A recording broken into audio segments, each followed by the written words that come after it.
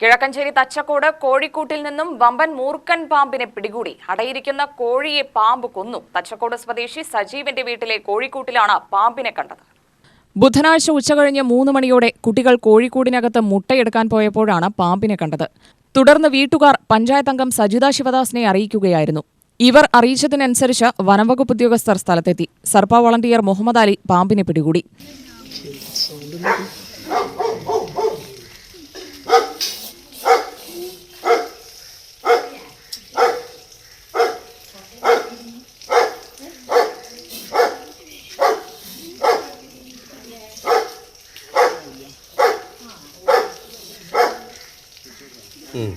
Ready. Hey.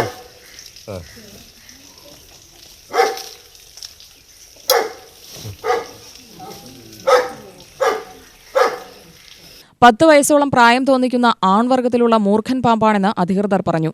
കൂടിനകത്ത് അടവിരിയിക്കാനായി വെച്ച മുട്ടകളും പാമ്പ് ഭക്ഷിച്ചു. പിടികൂടിയ പാമ്പിനെ പിന്നീട് ഉൾവനത്തിലേക്ക് വിട്ടയക്കുമെന്ന് വനംവകുപ്പ് പറഞ്ഞു. UTV news, Palakkad.